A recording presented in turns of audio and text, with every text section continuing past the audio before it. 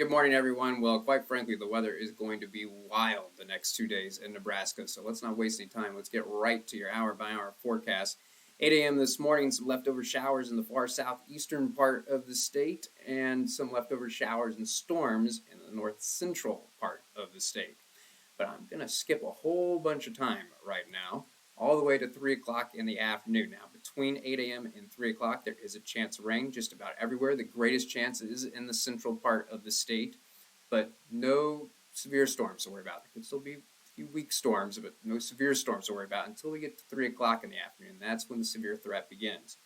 Quickly, let's take a look at temperatures. Notice the warmest temperatures are in the south central part of the state. That's where we can see some temperatures reach the low to mid 70s. That's where the severe threat is the greatest as well.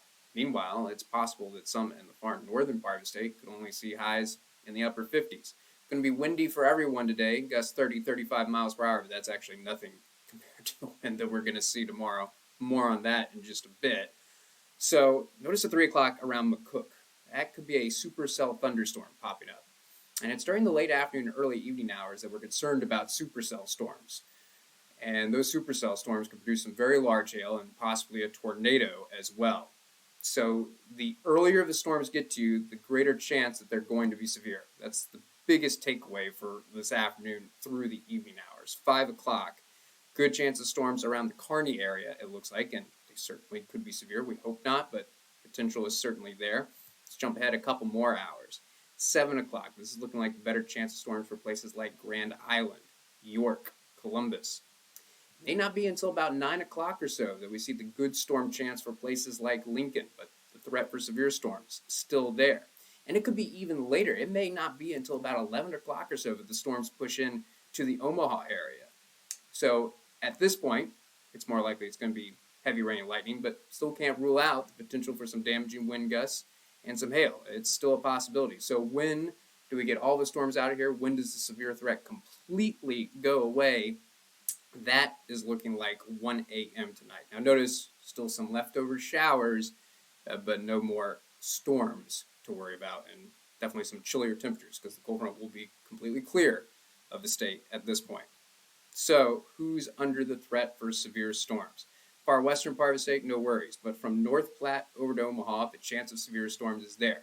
But what I want to highlight is places like Kearney, Grand Island, York, Lincoln, Beatrice. That's where the threat for severe storms is the greatest, because that's where we could see supercell thunderstorms pop up.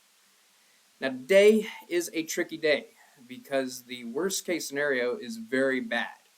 But the good thing is most people are not going to see this worst case scenario, but we do have to mention it because there could be a couple folks, and again, it's a possibility in Kearney, Grand Island, Lincoln, that could see a tornado. And we're not just talking about an EF0 or EF1 tornado. It could be an EF2. EF3 tornado. Cannot rule that out. There is the potential, if you get right under a supercell storm, that there could be some baseball-size hail, which will absolutely do damage. Also, if a supercell storm moves over you, wind gusts could reach up to 70 miles per hour. That's a possibility.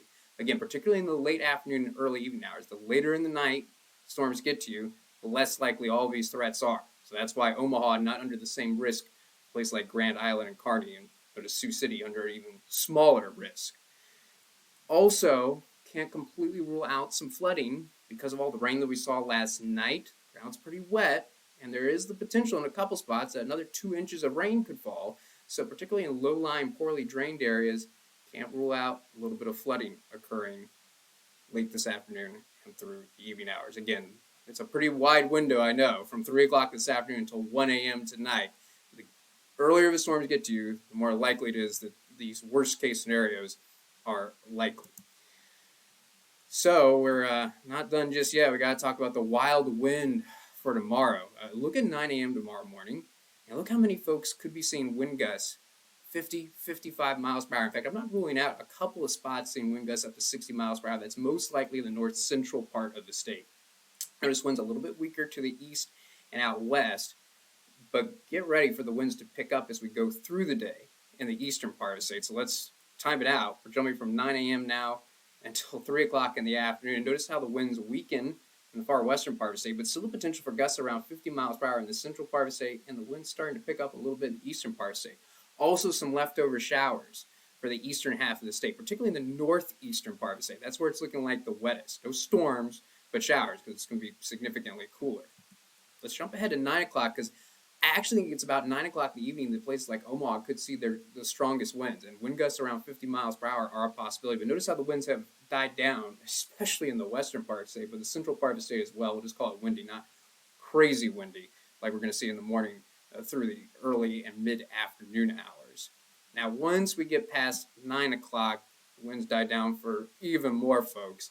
Also, we completely dry out. It may take a while. I'll have to leave the chance in, especially for the far eastern part of the state, through the evening hours. But I think by 3 a.m., everybody's dry and no more crazy winds to be found. In fact, in some places, we don't see gusts any higher than 5 to 10 miles per hour.